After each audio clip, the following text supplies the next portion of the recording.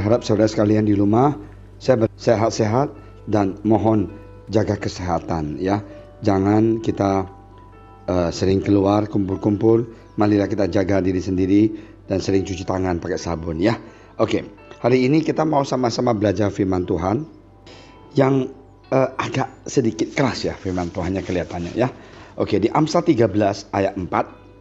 Hati si pemalas penuh keinginan, tetapi sia-sia, sedangkan hati orang rajin diberi kelimpahan. Di sini dikatakan tentang hati seorang pemalas, bagaimana akan terjadi, dan orang yang rajin, apa yang akan terjadi. Dan kedua lagi, Amsal 18 ayat 9, orang yang bermalas-malas dalam pekerjaannya sudah menjadi saudara dari si perusak. Oke, ini dua ayat yang kita akan diskusi dan kita akan sama-sama berdoa sebelumnya. Tuhan Yesus, terima kasih Tuhan atas hari ini yang indah. Tuhan, Engkau memberikan kami kesempatan untuk belajar firman Engkau.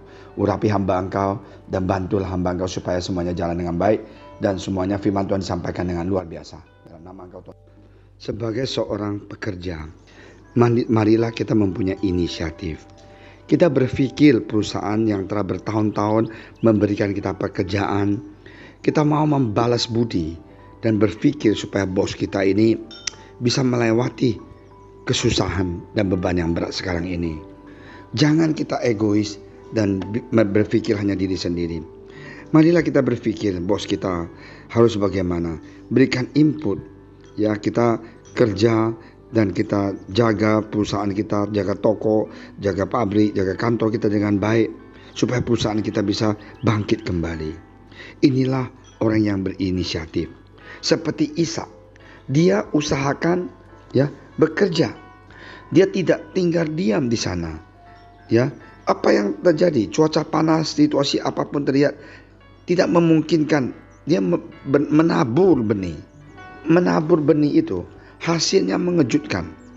Ishak mendapatkan tuaian 100 kali lipat, jumlah yang tidak pernah dibayangkan sebelumnya. Nah, inilah yang luar biasa.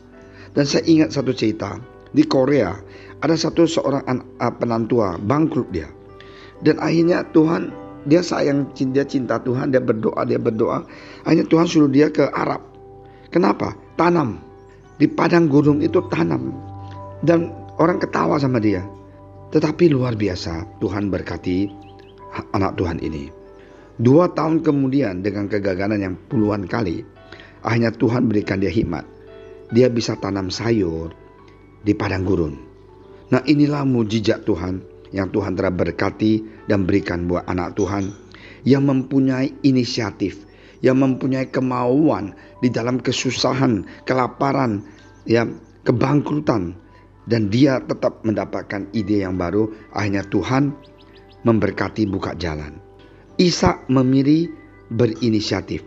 Kita juga harus memilih inisiatif. Jangan piti me, kasihan aku, ayah aku bukan orang kaya, ibu aku bukan orang kaya, aku tidak dibantu kakak saya. Itu orang cengeng gitu loh. Bagaimana reaksi Anda sekarang ini kalau ada tantangan? Jadilah teladan Ishak dan pengalaman kemarin sebagai pelajaran.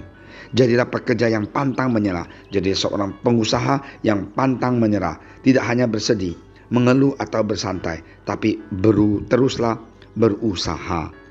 Nah, inilah yang harus kita lakukan sebagai seorang pekerja di kantor, seorang direksi, seorang manajer, seorang staf, apapun.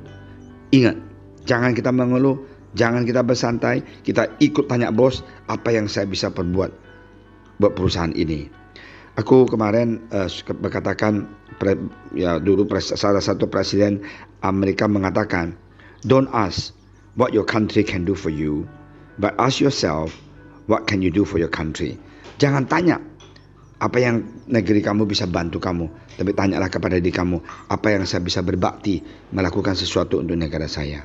Nah, sekarang di dalam perusahaan di mana kita kerja, lakukanlah attitude dan filosofi seperti itu. Kita lakukan sesuatu untuk perusahaan kita, untuk kantor kita, untuk pabrik kita yang kita kerja. Ya, yang saya seorang pengusaha, marilah kita seperti Ishak. Percayalah Tuhan Yesus akan menyediakan jalan bagi kita yang mau berusaha dan berhadap pada Tuhan Yesus.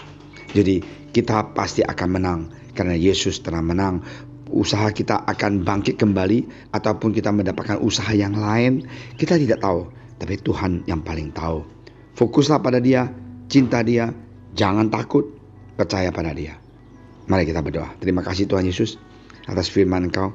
Berkatilah anak-anak Engkau Tuhan, jemaat JSS dimanapun mereka berada. Kalau mereka yang studi, berkatilah pelajaran mereka. Yang kerja, berkatilah pekerjaan mereka.